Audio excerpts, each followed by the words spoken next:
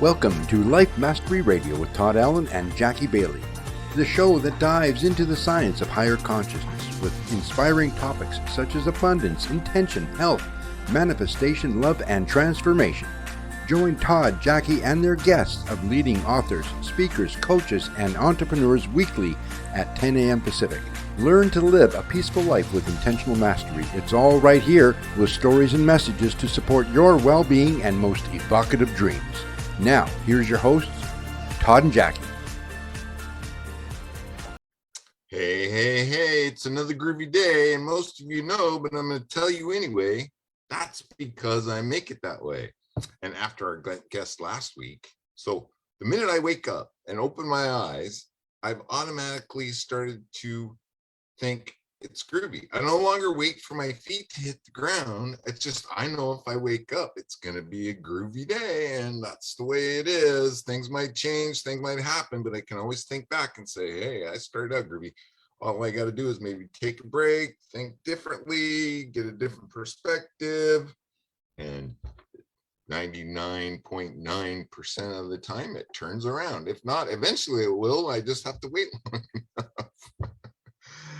As always, well, I want to welcome everybody to Life Mastery Radio. This talk show brings you great thoughts and ideas for you to use on your very own life mastery journey. And we have an amazing guest today with an amazing book, and I guarantee that we're going to blow your socks off. We'll see at the end of the show if that didn't happen. As always, I have my amazing, today's word of the day is amazing. I have my amazing co-host, Jackie Bailey. Hi, Jackie. How are you? Hello. It is amazing, right? We can make it amazing. I'm looking out at the beautiful sunshine. It's winter, but it's one of those beautiful days in winter where the sun is shining and it's crisp and brisk outside, and the leaves on the ground are crunchy. I love crunchy leaves. So it's one of those great days. Do you think, so Jackie and I are in the great PNW, that would be the Pacific Northwest. Do you think winter has come? Old man winter? Is it old man winter, or what is it? Is winter come early? It feels that way, doesn't it? It's like we went from 70 degrees to 40 degrees overnight. No, I was thinking about that too. And we've experienced the elements all within like 30 days, right? We had fire, we had wind, power was knocked out for a while. We had torrential downpours, so there's water. And well, I'll have to search around for Earth a little bit. Yeah, well, leaves are falling. Is that Earth? You got the autumn. That's why you're my amazing co-host, because you always back me up when I lose my train of thought. No, I'm just kidding. Yeah. So tell us, how are things cooking at the Speak Feed Lead project? Well, we are coming upon Thanksgiving season of gratitude. And therefore, we are thinking about the reasons that we have to be grateful for our voice. Many of you don't know, I work with young people, ages 10 and up, and empower their voices with public speaking and leadership skills. We are the Speak Feed Lead project. We are a nonprofit. And as we approach this time of gratitude, we are holding an event the day after American Thanksgiving. It's going to be called Speaksgiving. And it's opportunity. It's a 4-hour live streaming event where our students are going to be spotlighted, and anyone who wants to come on will be spotlighted as well. And they can talk about why they're grateful to have a voice and how they are speaking up and speaking out to the world. So it will be called Speaksgiving. You can find it on our website if you go to speakfeedlead.org. And then click on the link that says Giving Tuesday, because it's in conjunction with Giving Tuesday, which is on November 29th. But Speaksgiving will be a few days before that. So come and join us on stage.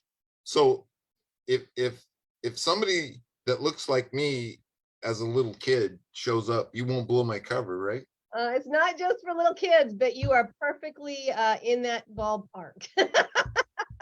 With your personality. I get so look on. Oh my God. But no, anyone can join. It's just that our students, when they come on, they're going to be given priority to speak out. but everyone who's there will have opportunity to talk about Very cool. their And grace, the way that they're grateful for that. again, they can find out more at speakfeedlead.org. Yep, absolutely. And go to the Giving links. Tuesday tab and you'll see all the information about that. And if I just want to remind everybody, if you have a little one, a little human, and you think they have, you know what? I'm just going to say this. All little humans have a voice. And what Jackie does is shows them how to get that voice out of their heart and into the universe, basically. And she has students on summits all over the world, and they're being requested from some of these summit hosts, and it is truly an amazing experience. Can you imagine being a 10, 12-year-old kid and getting international, worldwide exposure, talking about your message? Messages. Yeah, I mean, they know what they want to say. It's just that they've never been given the opportunity before.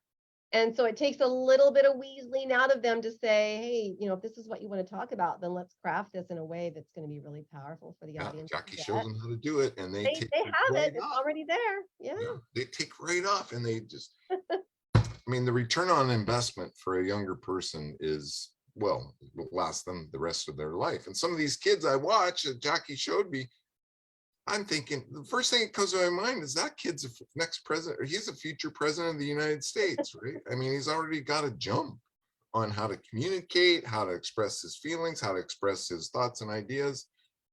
That's turbocharged button right there. Absolutely. Yeah. Into life. Real good moments.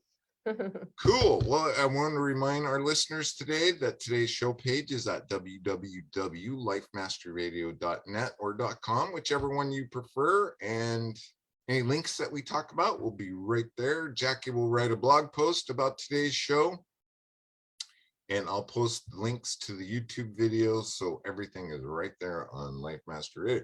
If you want to stay informed, sign up for our newsletter. Jackie creates a newsletter every week. It goes out, highlights who's been on the show, who's coming on the show, and of course her blog post about the most recent show. It's pretty cool. While you're on that website, check out Jackie and I's book. Jackie wrote a book, and then I said, well, if she could do it, I could do it. And I wrote this one, 6 Keys to Life Mastery. It's a really quick read, and it's just 6 key elements that I discovered in my life, late in my life. And I thought, if I was younger and had these keys, I would unlock so many doors. So there you go. And Jackie's book is right behind her, Self-Centered Leadership. Self-centered leadership, and she's got other stuff too. No Problem Parenting out there as well, helping you to learn how to speak to your kids in a way that allows them to have their voice. Well, something else that's pretty cool that we should mention is you're coaching high schoolers for entrance into college too, as well. Yeah, in fact, I just worked with a couple of kids in the last 2 weeks. One is on her way to Brown University, and in the application process, where she really wants to go to Brown, they require a 1-minute video. So we worked with her to help her craft a script of what she could say about herself and the experience that she's had in life. And then a videographer helped her to put that script into a video and add some images and other special effects. And turned out brilliant. That's pretty, isn't that pretty standard now? I mean, for acceptance? It's getting to be, because what's really good now that's happening with colleges is they're putting less emphasis on the academics, which I think is, there was too much emphasis before and not enough emphasis on other things. And so I like that they're easing off on that. So now they really want to make sure that they're bringing kids in there who are prepared to have a good experience at college. That's right. Cool. And so they want to see a little bit more about who you are, what you like, and how well you speak and that kind of thing. So yeah, we're helping them. Maybe trying to curb the partying a little bit, huh? No, I'm just kidding. Could be. It would be nice. That'd be a nice effect if that were the case. Alrighty then. I think we have definitely did a little housekeeping, and now it's time for our amazing guest. And I think I have the intro, right, Jackie? Mm-hmm. I better have the intro, right? Our guest today is Seana Zelazo. Seana is a psychotherapist, intuitive channel, spiritual coach, mentor, and teacher. She is a licensed clinical social worker. My oldest daughter is well, she has her MSW. I don't know that she's licensed yet. Seana began her social work career in the end of life care as a hospice social worker before transitioning into private practice as a psychotherapist. For the last decade, Seana has focused on providing clarity and support as an intuitive channel, connecting with the higher realms to offer guidance, spiritual coaching, and mentorship. Trained in many healing modalities, Seana is also a former elite runner and two-time Olympic trials qualifier in the marathon, as well as a former competitive triathlete. That takes some amazing, what do I want to say, endurance. Stamina for sure. Stamina. As a surfer today, Seana uses her relationship to sports as a medium to be sacred relationship with the temple of her body. And you can find out more at seanazelazo.com. She wrote an amazing book, and we're going to talk a little bit about that book today, I think. I don't think, I know. It's called The Way of Inanna, a heroine's guide to living unapologetically. Seana, welcome to the show. How are you today, my friend? I am so well. Thank you so much for the opportunity to connect in this way. I am so honored to be here, and I'm really excited for our conversation today. Yeah, me too. I scanned through your book. I watched some of the other podcasts that you were a guest on, and completely, and do I want to say enthralled or just hungry for more. And so now I kind of scanned your book. I'm going to read it totally because I have this fascination with ancient culture and what they believed and what they followed and guided. And that's where Inanna comes from. Is maybe you could give us a little bit of backstory about Inanna. Absolutely. So Inanna is the Sumerian goddess of love and war. So she has many epitaphs. She also is known as the morning and evening star, which is the connection to Venus. She's known as the goddess of thunderstorms and rain, as the queen of heaven and earth. And her myth, the descent of Inanna, was the earliest really story of ascension. Precedes the story of Jesus's resurrection. And this was a myth that was uncovered in the ancient city of Nippur, which is near the modern day city of Baghdad.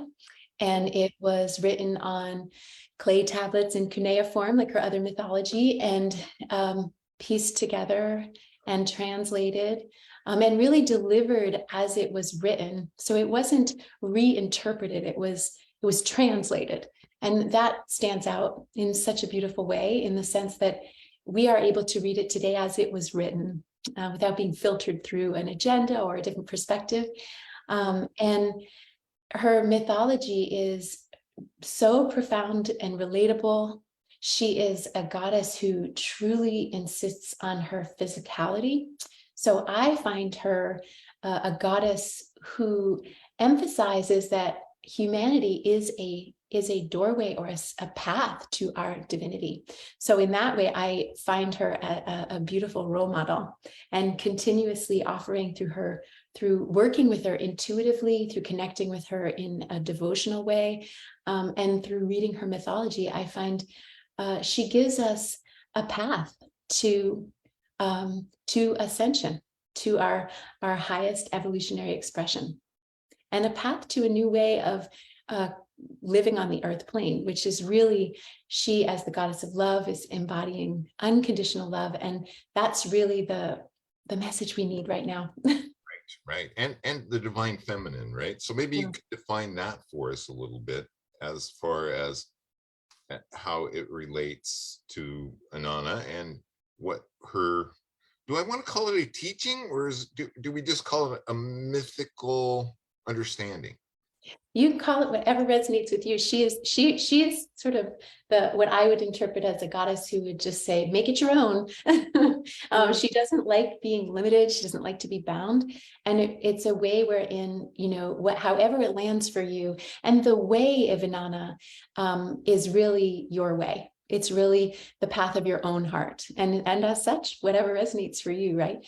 But her focus is to come back into your own heart, and you will find the way. So you can just, right? That's yes, a big part of this, self-love. And totally, absolutely. And the idea of bringing about transformation by beginning within, that's really central. So from the perspective of the divine feminine, she's definitely an embodiment of the divine feminine, and we need both, right? But feminine consciousness really is about unity. It is about compassion, unconditional love. It is not about having power over anything. So the divine feminine or feminine consciousness is not about having dominance over. control. Yeah. It's about being in alignment, walking side by side with the divine masculine. And it's that focus on balance that is so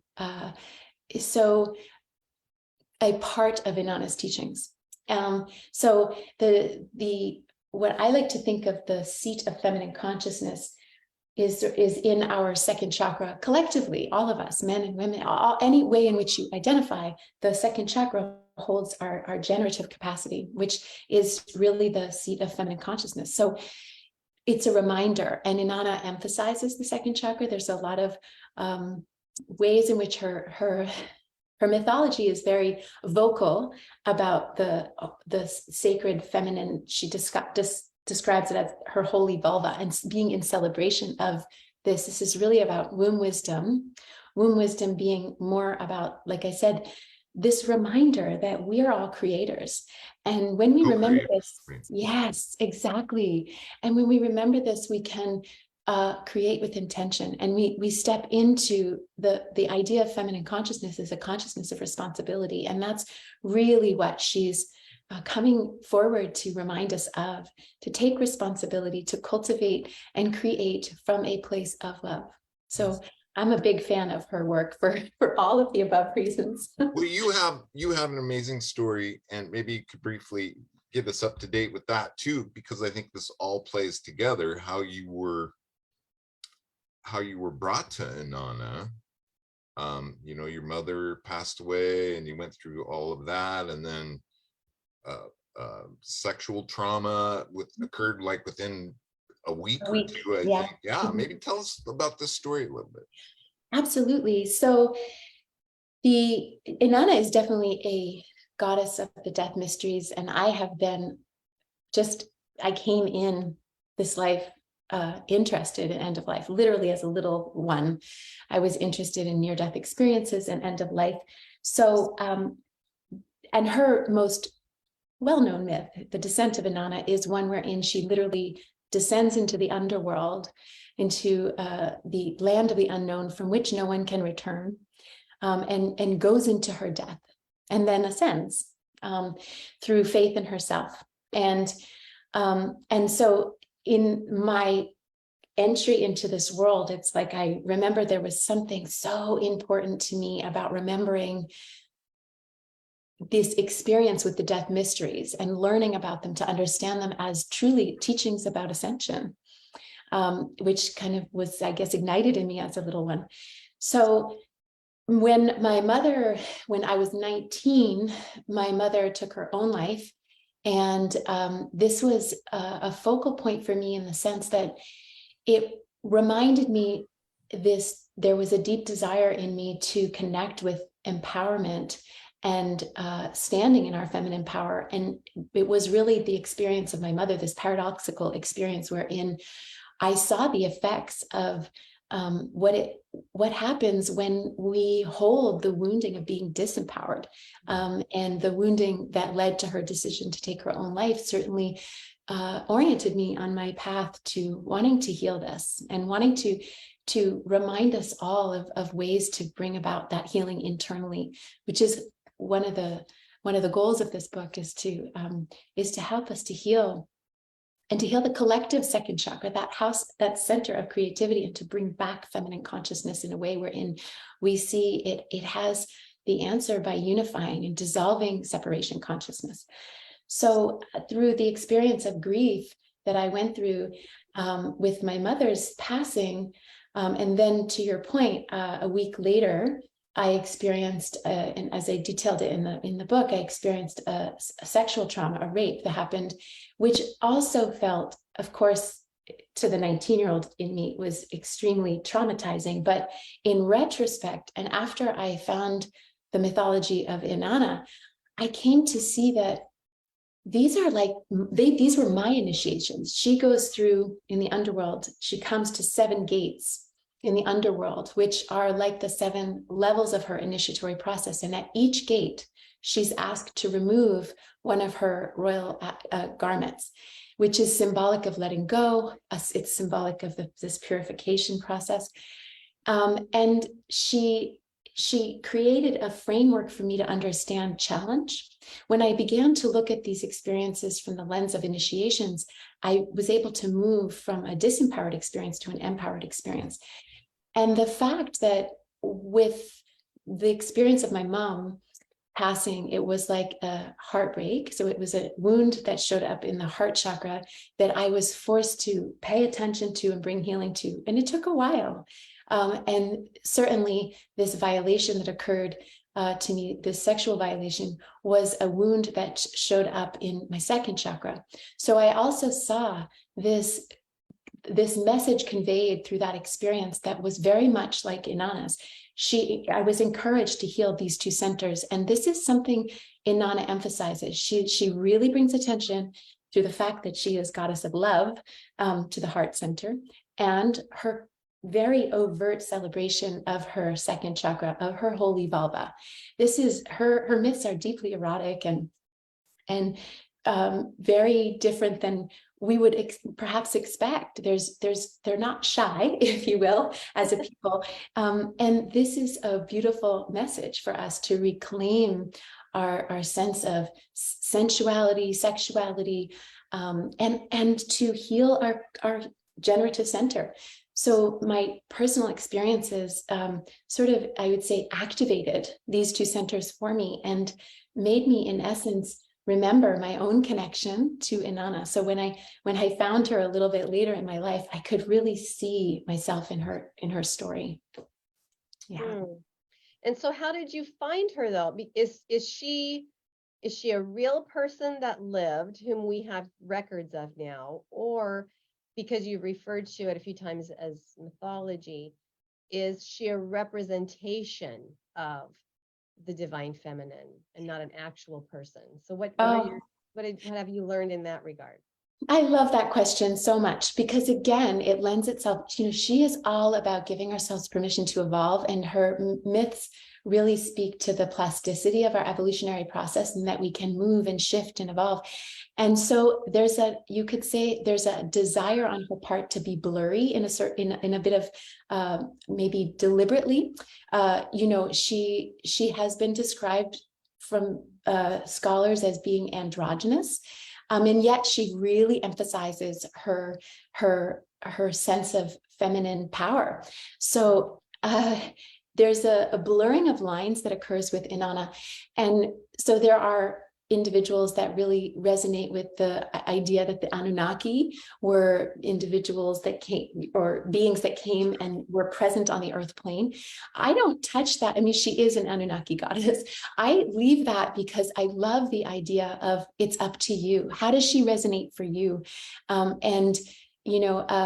When I think of that notion of, in the work that I do intuitively, in being in connection with the higher realms, what I've come to realize is there's no difference between those that I'm connecting with in the here and now in the physical, and receiving that information from the non-physical, or from non-ordinary states of reality. So I love that question so much, because you're really emphasizing what is so true about Inanna, which is this she emphasizes release being bound. There's no, don't define me in any way. I am who I am, and I will change my mind, and I will evolve and continue to evolve. And I love how she, she's really, there's a big resurgence in her at this time, because she has such a power. And I think it's very, very applicable in the now. First of all, she's incredibly relatable in the sense that she really embodies her polarities, which we can all see in ourselves. She can be loving and angry at the same time. She's depicted quite a bit as being impatient, and yet she's unapologetically herself. And that is so refreshing for us as we kind of explore the shadow aspects of self, and truly understand, what does it mean to be unconditionally loving? We have to integrate all aspects of ourselves and not deem some parts of ourselves acceptable and others, not. So she highlights this, but in part, she does this by saying, in essence, sort of like, you don't define me. I am who I am. So I love your question for this reason. It's however it resonates for you. All right. Well, how did you discover this? Were you interested in history? Because I've never heard of the Sumerian people.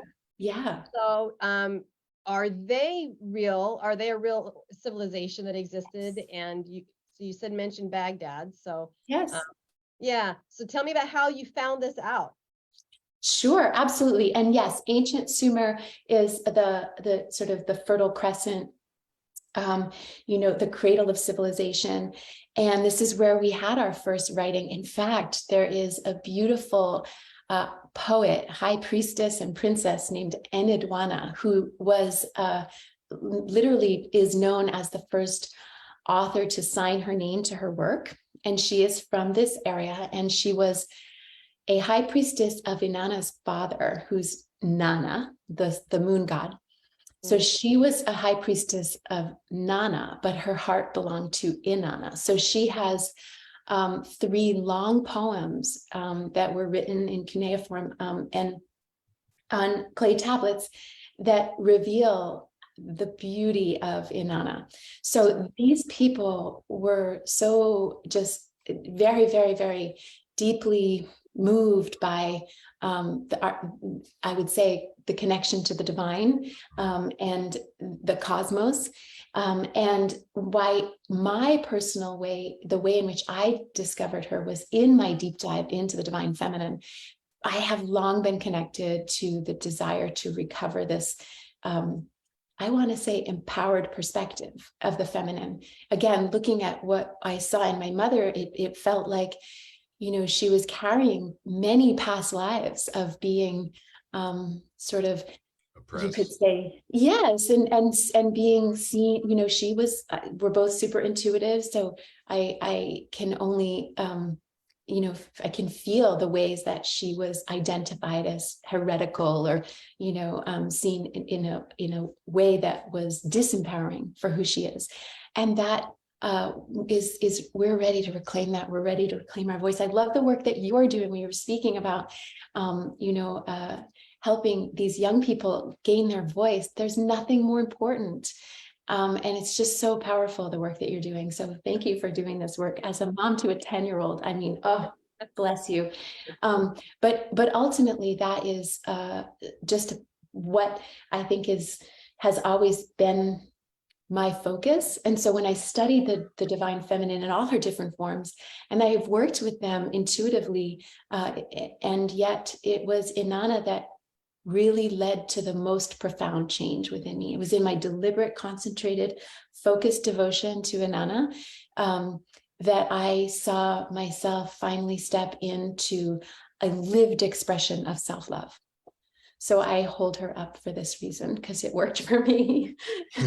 Well, and that's kind of, if it works for you, it works. And so the book is all about the story of Inanna. You have some of your stories in there.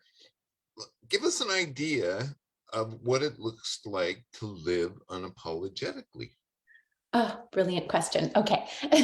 So yes, the book is structured with a little bit of understanding around sort of like why is feminine consciousness and divine feminine perspective useful? Why shall we resurrect this? And then I go into her different mythology and I structure it as gates. And so each chapter is one of the 7 gates, which offers an analogous contemporary struggle, like addiction, for example, or working with addiction, or body image and self-esteem, alongside her mythology to make it current in the now, and demonstrates with a healing intervention that's offered at the end of the gate, which is a ritual or meditation to help transform and heal that particular center. Each of the gates are related to one of the 7 chakras. So for me, this experience, and why I think it's really a useful focus, is that it gives us an opportunity to see our lives from the lens of an initiation. It's a very different way. It's basically showing us how to, in essence, see how everything that shows up in our life is really meant to support our spiritual evolution. Wow. I want to make sure I answered that question. I might have gotten off track. Well, it's just, what does it look like to live unapologetic? Oh, yes. Thank you for reminding me of that piece, because I was so excited about the fact that you asked that question, because to me, unapologetic, it's not a sort of like, it's not like in your face kind of thing. It's truly what occurs when we love ourselves unconditionally and we look at all parts of ourselves and we say, hey, all of you come to the center stage. You deserve to be on center stage and you deserve to stand in your glory. And, it's interesting because many of us have ambivalence about owning our glory for the ways in which we can feel it create discomfort in others. And, working with Inanna has really helped me see that perhaps if we're standing in our glory and someone is uncomfortable by it because they're envious or something, how do we know that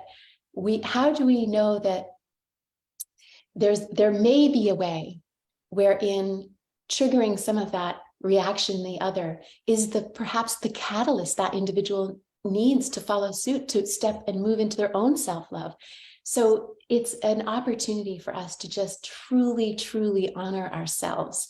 And when we do this, it changes how we interface with the world. This is ultimately so central to her message, because what she's really saying is, she's in alignment with the Hermetic law of as above, so below. So what she's really emphasizing is she's saying, transform internally, harmonize the instrument of your own being to unconditional love, and that will dramatically impact the world, the way in which you interface with the world around you, and change the world. Yeah, it starts within, and then the projection is all about that too. And that's sort of a reaction to being unapologetically who you are, allowing yourself to be you, and which will then allow you to allow everyone to be who they are. And all of a sudden, separation begins to dissolve and we see our interconnection, So what does that process look like? You obviously work with people, and is this a long drawn out thing to get that person to awaken and come alive, or is it pretty much doesn't take time at all? This is work that occurs within the quantum field. And in the quantum field, all that's required to shift is a shift in consciousness, which can occur on a dime. So it depends, it's very individual, but it has the potential to be very, very quick, in the sense that if we can move, and we have to, of course, honor our own individual processes, because it takes however it's going to take. And that's part of what it takes. But it's an inside job, right? It starts inside first. And I think the biggest thing is just unconditional love for oneself. And then the projection is for all. Absolutely. Absolutely. Seana, this reminds me so deeply of an experience that I had healing from my own childhood sexual abuse. That I was part of a women's therapy group. There were 15 of us. We'd come together. We'd all had the same common counselor that had gotten us to this one point, and now she brought us together to do this group therapy. One of the women in this group was Carol, who had 32 different personalities. I think they call it something differently now in psychology, but at that time she had these individuals that would run certain parts of her life because of a tremendously tragic experience she'd had at 3 years old when she split mentally, essentially. And this process that you're talking about, Inanna, is reminding me of when Carol had to integrate these 32 personalities into her core self. And I was blessed to be part of that process while she was under hypnosis, and how she described that she had to envision in her mind's eye each of these people that she'd given names to and that had been part of her whole life. She had to approach them, hug them, thank them for their contribution to who she was and the way that they protected her and helped her to heal and cope from this tragic situation. And then she said, I no longer need you. You can, you're truly part of me. And she did that with all 32 of those people. And so this process that you're talking about is a lot like that. And I saw the power of being able to look at every part of ourselves and show gratitude for what that part of us, whether we like it or not, has done to either help us to heal or that has formed who we are. And I think that's really part of the divine feminine, is being able to work through that process with that power in mind and then come out even more powerful than we were going in. So I think that's beautiful. Is there anything within the experience of Inanna's journey that is similar to something like that? Oh, absolutely. And what a powerful story, and really just so amazing for her to have had the opportunity to be witnessed in this healing as well. Just that witnessing is actually something that's quite central to Inanna's mythology, and that takes place in the descent of Inanna. The witnessing is a powerful experience for us, the witnessing of our self-acceptance and allowing us to be who we are and holding that sacred space. That actually, there is a whole aspect of the descent of Inanna wherein two beings are sent into the underworld to help restore her to life, and they do just this for her sister. So it's this actually happens for sure. And it's interesting because in the underworld is ruled by her sister, Inanna's sister, named Ereshkigal. And I think of her as her sister self. So as you're describing this, for sure, you can think of these many aspects of self. And there is an integration experience that happens there where Inanna she's dead, and her sister Ereshkigal is lying on the floor, writhing in what looks like labor pains. So there's this contrast of life and death, but it's, to your point, there's these two aspects of self, and they are merging and integrating. So this is absolutely part of her mythology. Absolutely. Wow, that's beautiful. Yeah.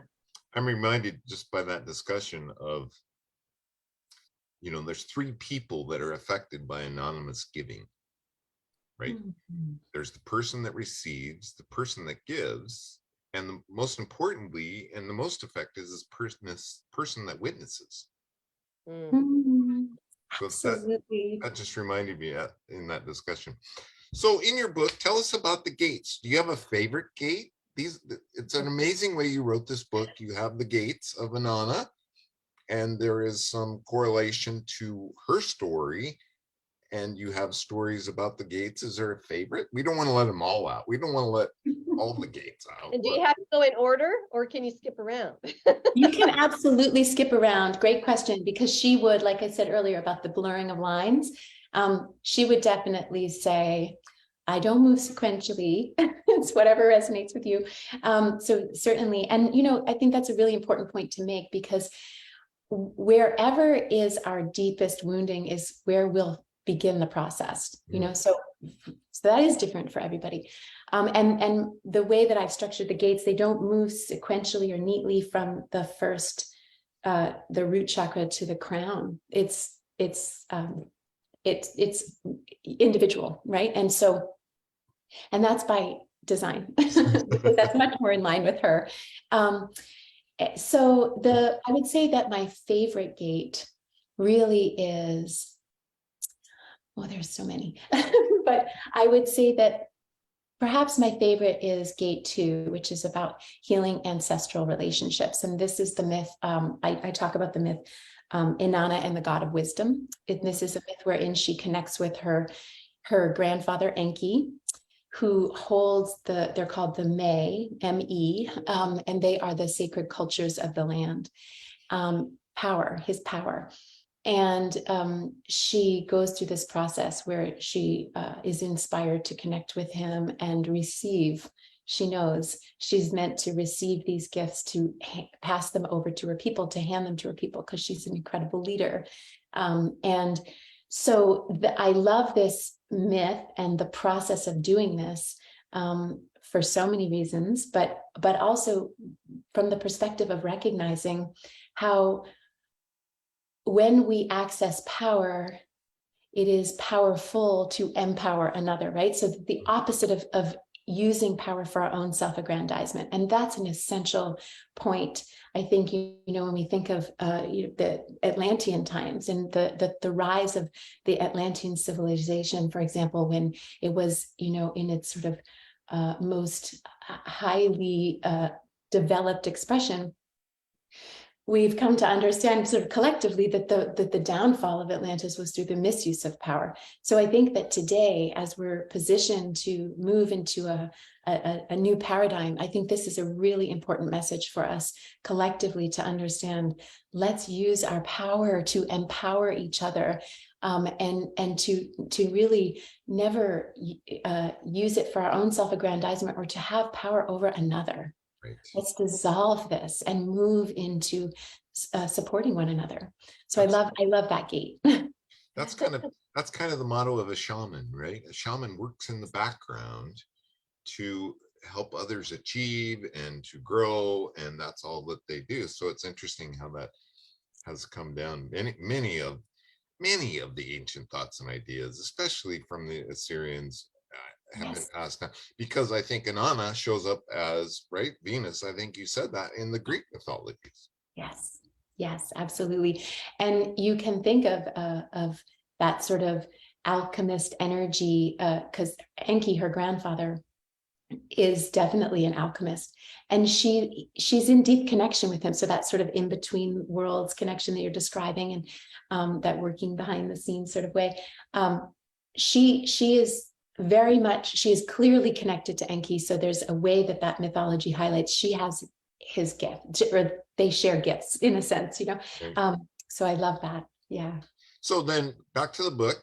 After each chapter, you have a meditation and some things to consider. Explain that for us. Yes, I have a healing intervention that is either a ritual or a meditation, and sometimes both, depending on what's needed. And why I love using ritual is because it's so fast, and it is an art form. So it really is, again, it lends itself to your own interpretation. Make it your own. Yes, I offer it.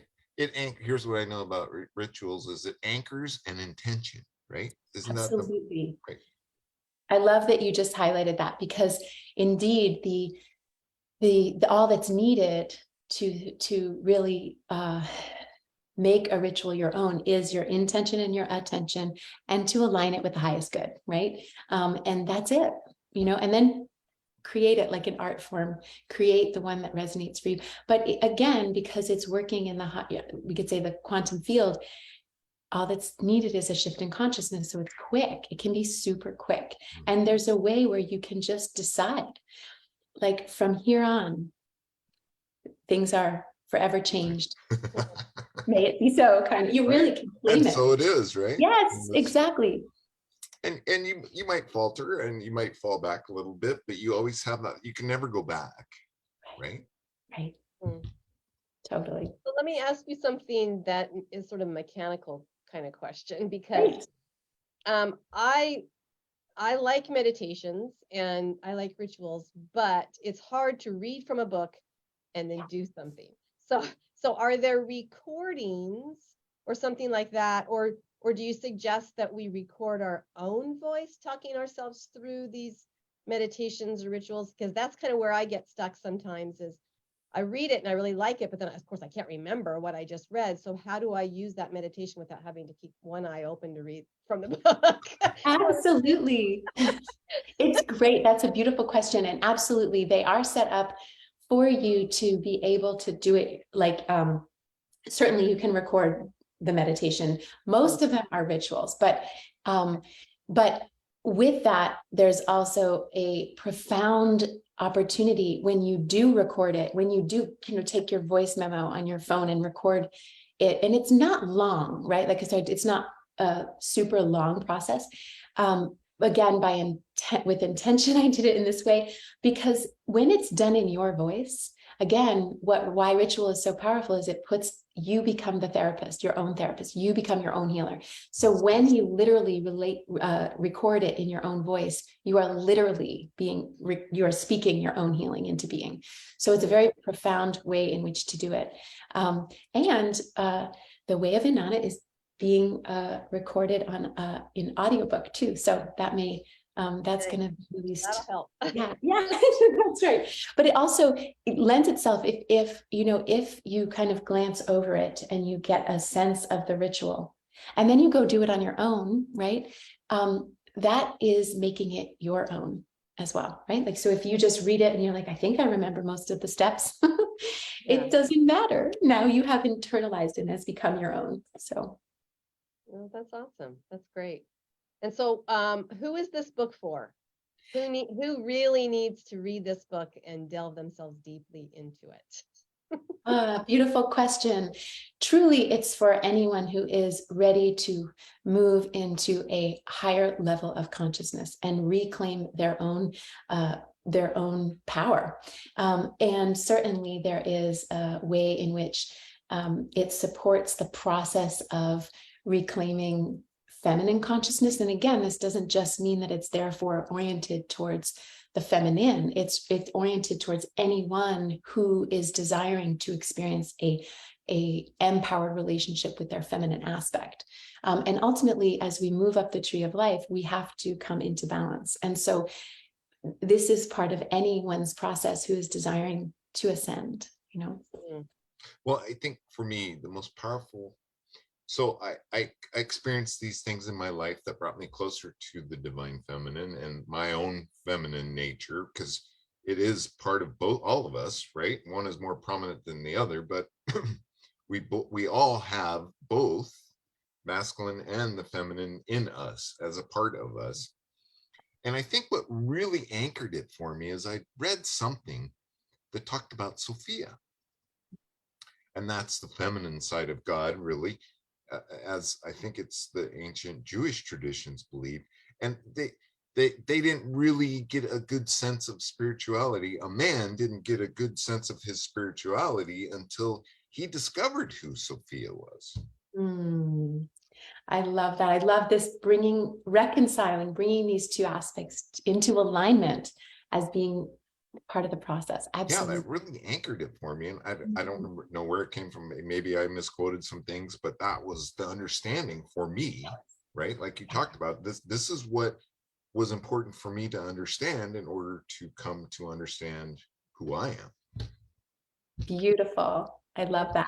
And so delving into that a little bit deeper then, is the goddess Inanna possibly Eve of Adam and Eve fame? Is there a correlation to the Garden of Eden? Because what I've perused from your book is that there are a lot of representations between man and nature, which was definitely there in the Garden of Eden story. So how does that all correlate together? You are asking a brilliant question, because absolutely you can see that overlap in and even the way in which Eve was vilified, right? This and certainly this is what Inanna is pushing back against. There are a lot of overlaps with her. She sometimes is depicted. Well, there's a lot of in her different forms as Ishtar with the snake. So we have that correlation. She has the symbolism of the apple tree in her mythology. So again, biting from the fruit of, and going to the garden. So with her lover, Dumuzi, her beloved, there is a big emphasis on, especially the apple tree, and then there's a story called the hulupu tree, which is like the tree of life. So there's a lot of overlap for sure. And I love that you can see that correlation for sure. And I think that what is beautiful is that it's time to release the conditioning, or the let's say the misconceptions that were put upon the divine feminine, and reclaim. So to do that with Eve, to do that with Mary Magdalene, to do that with Inanna, to do that with all expressions of the divine feminine, and say, who were you really? And what was your true message? Let's give you a chance to find your voice like you do in your work and speak the truth. And that's really what I'm hoping to do with this book. What a great way to wrap it up. That put a nice little bow on top of it. Yeah, because it's nice that the Bible, even the Old and New Testament, is very patriarchal, right? It's really based on the lives of men. Yes. There's a few women mentioned here, and when they are mentioned, they're priestesses, things like that. And so it's nice to have maybe the other side of that story that might be happening in the same time frame with the same types of people and civilizations, and be able to say, all right, I can see now from both sides how they're both needed. One has been misrepresented or underrepresented for a very long time, and so oppressed. I think oppressed would be the good word. Yeah. Absolutely. For oppressed for political or for control, right? Well, it's possible too for protection. I mean, because we know that the divine feminine is an important part of the whole story, but because we also know it can be taken advantage of, it can be skewed, it can be tragically abused, then perhaps there was a protective aspect of it too that's been kept hidden for long enough that until we're ready to hear it. Awesome. Good point. And are we ever ready to hear it? Absolutely. I am woman, hear me roar, right? Yes, 1000%. Well, and I think more and more archaeologists are revealing things. There's some amazing things. I mean, underneath the Temple of Isis right now, they may have found Cleopatra. Wouldn't that be amazing? And I know, wouldn't that? I spent some time in Egypt and know that Temple of Isis, truly a full moon, and all you could hear was millions of frogs. I mean, we watched the moon and the sun come up. It was just talk about being moved somewhere. Oh my goodness, ladies, it looks like we have 4 minutes left. And is there a last minute message, Seana, that you might have that you would want to relay to our listeners? And tell people how to get a hold of you if they want. Yeah. Absolutely. So I'll just show my book, The Way of Inanna, a heroine's guide to living unapologetically, available at booksellers worldwide. My website is seanazelazo.com. And the message I would like to leave you all with is to give yourself permission to evolve, be who you are, and use the discernment of your third eye to allow yourself to honor your truth. And as you do this, you will give permission to others to do the same. Live unapologetically. Yes. You've got a podcast starting. Tell us about your podcast and how can we listen to your guests and your interviews? Yes, absolutely. So that's going to launch in December, and it will be on all of the traditional Spotify and such, but it'll be through the platform of Sacred Stories. And I will have that information on my website and certainly promote that. And I really am looking forward to the guests and the opportunity to connect and share their brilliant wisdom with the world as well, and how they align with Inanna's message. It's a lot of fun. Jackie and I just have a blast every week. You will too. Did you have a blast today? I had such a blast. Thank you so much. Thank you. It was pretty cool. It was pretty cool stuff. Well, that's about all we have time for today. I hope you enjoyed the show. My biggest hope is that I would hope you would tell a friend about the show and how cool it is. And these two people, Todd and Jackie, just have some amazing guests with some amazing thoughts and ideas for you to use on your very own life mastery journey. Jackie, any epiphanies today? Did you did it spark more curiosity? I could see Oh, I sure. could see your brain Yeah, almost just going. absolutely. I definitely want to delve a little deeper into it and find connections with some other knowledge that I have and things that I already know and Yeah, put them totally. together. That's the fun part, right? Seana, I hope you come back because there is so much more I think that we could have a discussion about and talk about and dive a little deeper. And yeah, so put it on I your would love radar. You might just get another invite. Yeah, I would be so honored. Thank you both so much. Namaste, my friend. Mm. You keep rocking the world because you're going places. Thank you. That's about, like I said, all we have time for today. I hope you enjoyed the show. Lastly, please, please, please do me a favor and make it a great day because it is all about choice. Bye-bye for now. Bye. Thank you for tuning in to Life Mastery Radio. Join Todd Allen and Jackie Bailey and their guests of leading authors, speakers, coaches, and entrepreneurs weekly at 10 a.m. Pacific. Learn to live a peaceful life with intentional mastery through stories and messages to support your well-being and most evocative dreams. Visit their website, www.lifemasteryradio.com. Join their mailing list and be notified about upcoming guests. That's lifemasteryradio.com.